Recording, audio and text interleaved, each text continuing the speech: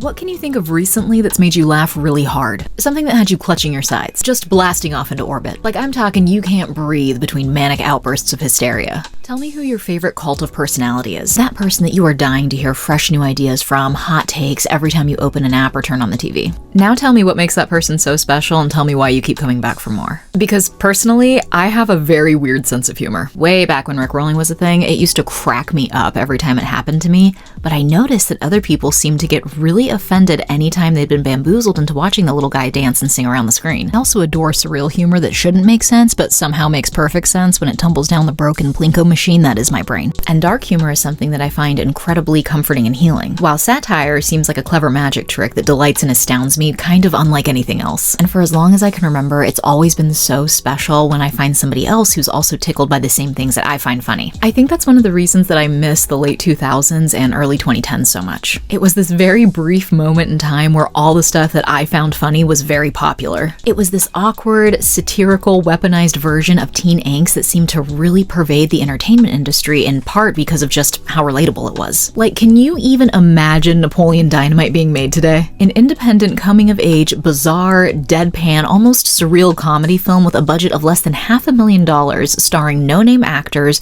made by no-name directors, that is quite possibly responsible for the decade's fixation with the phrases "so random" and "awkward." There is an entire scene of this guy on a bus with small children where he chucks an action figure out of the window over his shoulder, and 13-year-old me was on the floor in hysterics. You know what? I just rewatched it, and 33-year-old me was also on the floor in hysterics. 7th graders across the country affectionately called each other a fat lard in the halls of their middle schools, and loudly proclaimed that each other's moms went to college in a moment that felt like all of society was sharing one big inside joke. This weird little movie somehow made over $46 million at the box office, and cemented itself in pop culture with an obscene amount of merchandise. Every kid you knew probably had a Vote for Pedro shirt. And just last year, John Heder said a sequel was inevitable, and that it's been discussed since 2020. Heder also mentioned that he'd like to see a darker iteration of the characters instead of a true sequel, which would be really weird, and honestly, I'm here for it. Independent comedy films like this just don't seem to exist anymore. It's just not something the current climate of entertainment would have room for. Today, comedy looks different. Every show and movie is fighting to be the best thing you've ever seen, with million-dollar bells and whistles on every inch of your screen. And even stand-up comedy seems to be suffering from these bloated, hyper-competitive notions that every show you watch has to be the best show of all time and appeal to everyone with a $12 million budget and a movie tie-in. We really don't see awkward comedy films, observational, character-driven stand-up comedy, and satire like we used to. I joined my first improv team when I was 14 and bounced around different groups until I was about 26. I created a comedy podcast with my late husband. I did stand-up for a few years, and I still create comedy content today, so this is a genre I'm not totally unfamiliar with. And I noticed this trend that happened around 2016 that has progressed so dramatically. I actually stopped doing stand-up a couple years ago, and I'd be lying if I said I hadn't questioned many times in the past few months if I wanted to keep creating comedic content on my socials. I've been asking myself the question, is comedy dead? And maybe not.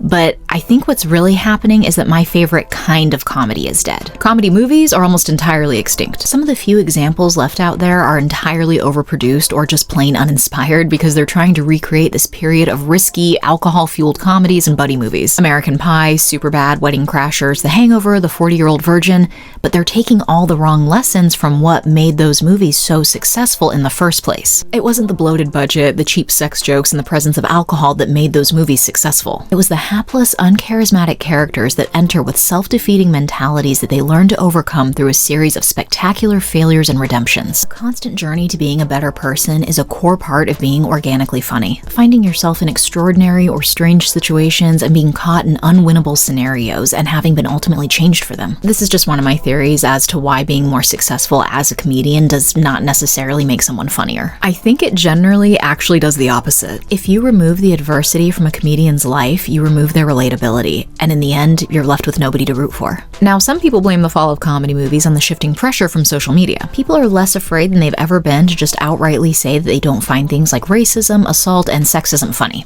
And that is a good thing. It means that humor, just like every other social aspect of humanity, is evolving. A really good piece of comedy, in my opinion, shouldn't rely on playing to these lowest common denominator jokes solely for shock value, and my personal favorite pieces of comedy never did. But because of certain elements and figures who have existed in the comedy space for so long, imposing their vilified, downright creepy brand of humor to the general public and doing worse behind closed doors, only to receive backlash after backlash, companies now see jokes as risks and comedians as liabilities. And the one thing that companies will always do is protect their bottom line. Another thing that seems to be fading from public space is nuance and subtlety. I talked about how outrage and binary culture wars are a commodity to social media spaces in my video about media literacy. The next big controversy always fosters clicks and engagement, and all engagement in the eyes of social media is good engagement. The same can't be said for traditional media companies, who rely on fostering a good reputation and solid artistic pieces to entertain their audiences with escapism. This funnel of polarization that exists in online spaces has led to a more reactionary mentality,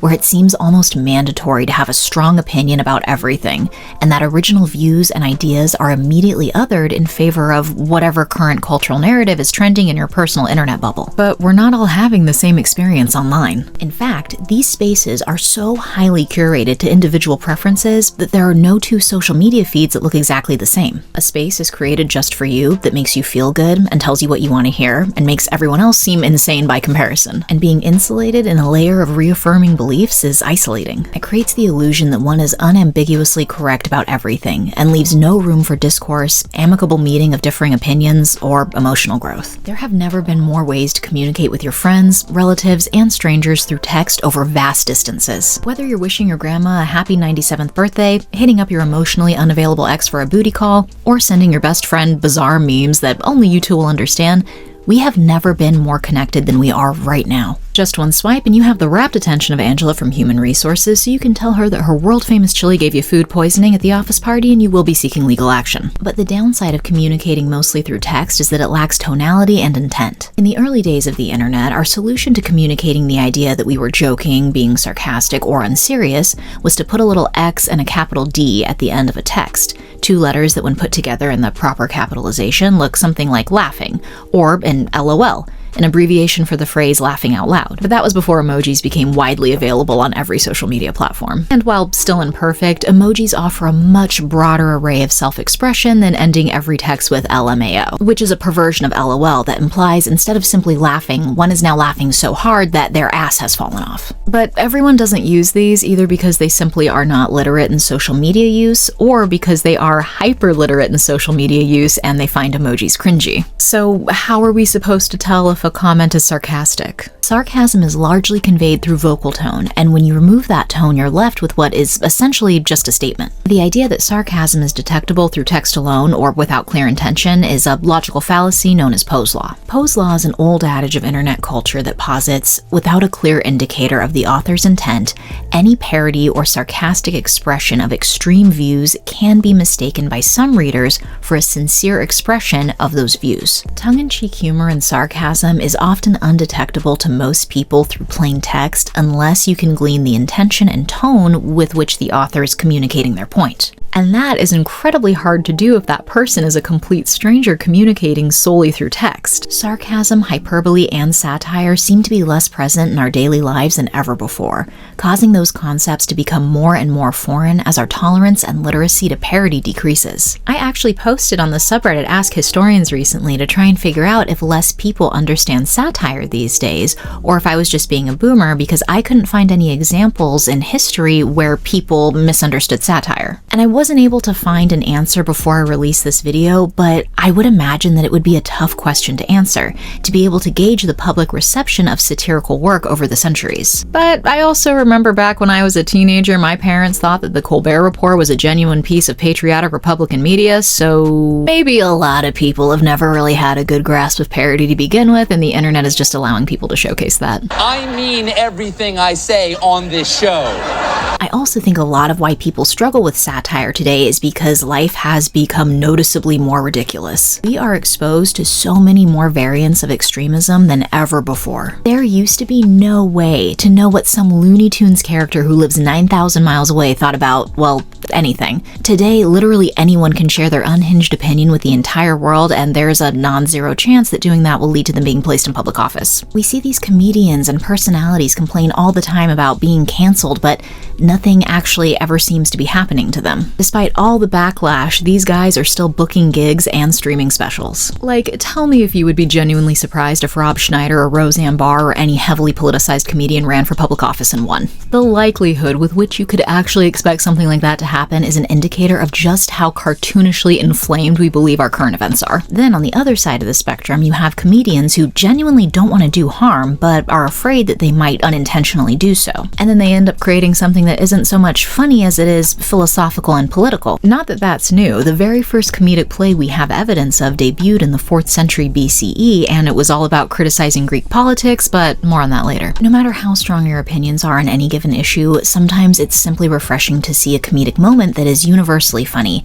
and unperverted by potential misinterpretation or a politically charged message. Comedy has changed.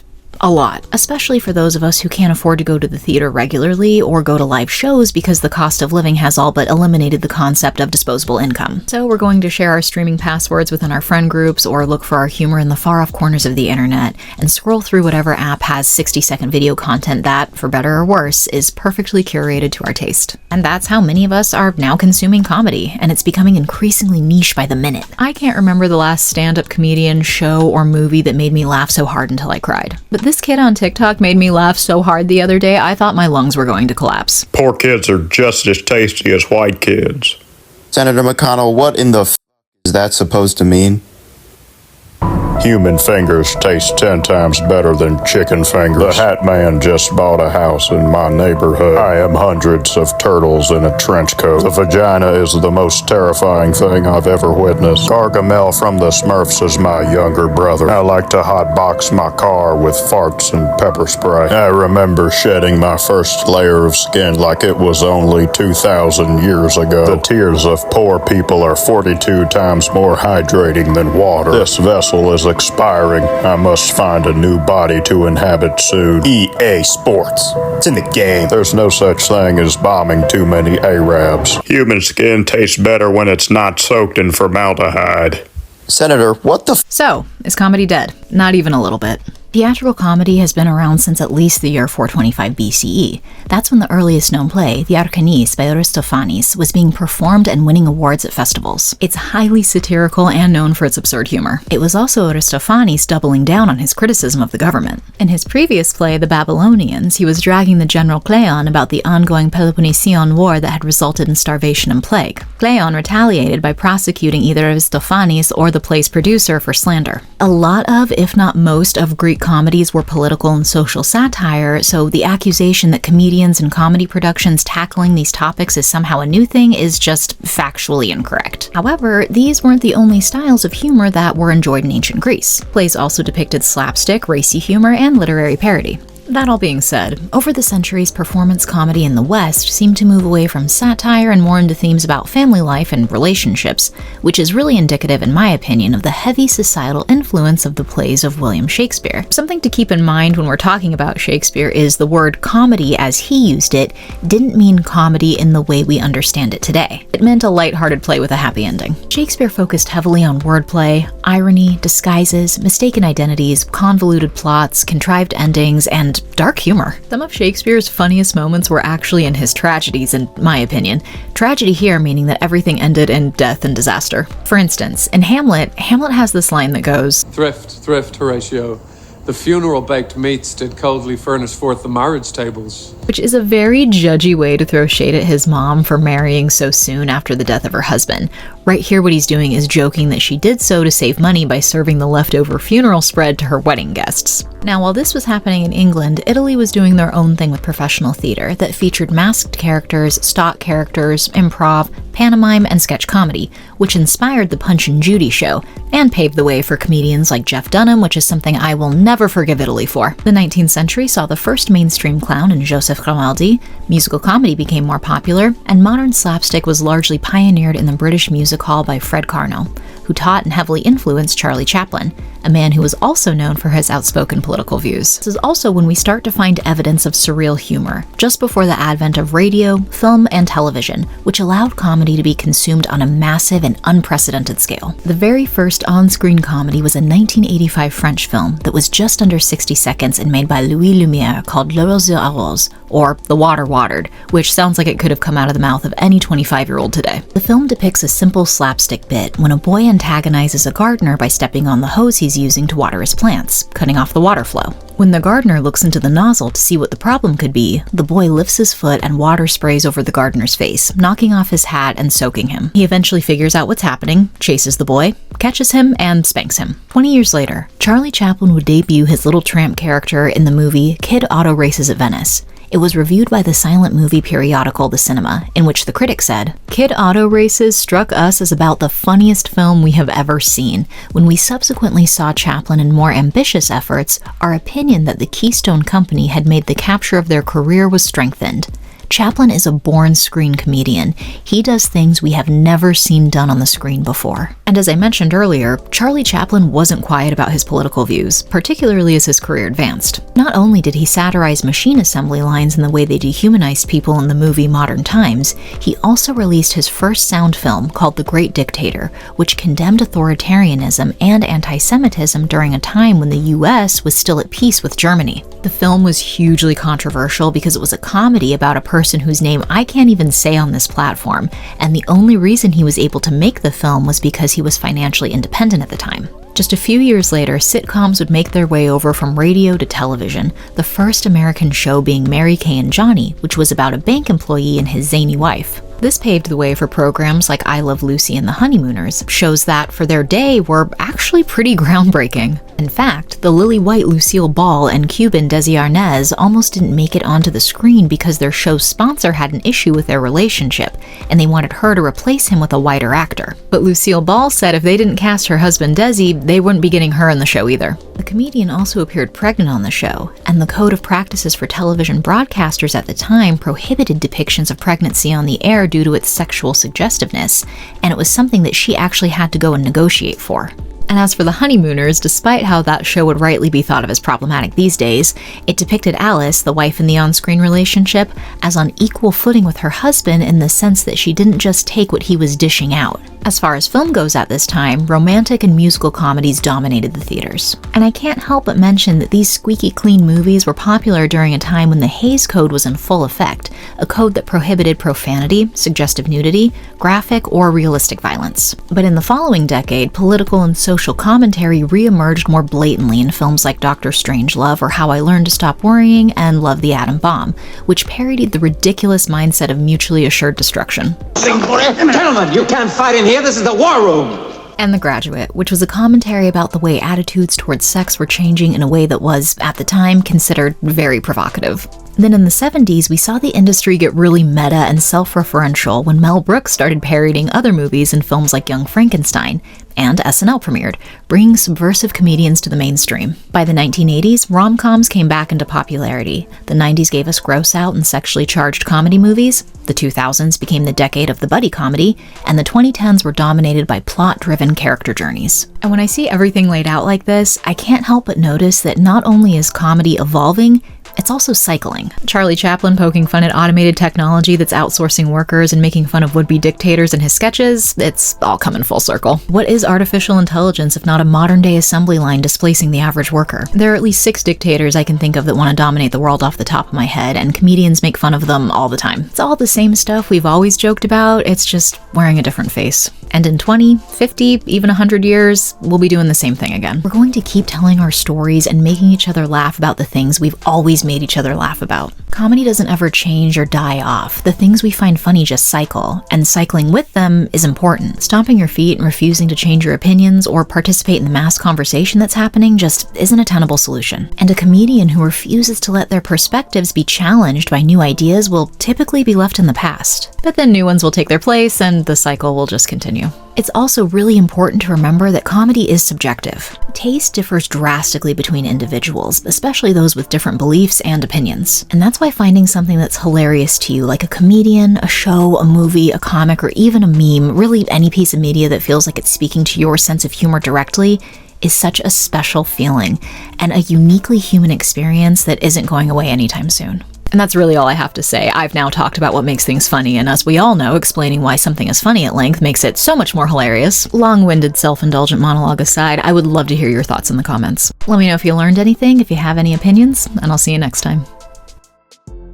If you'd like to see more videos like this, please like, subscribe, drop a comment if you haven't already, and tap that notification bell.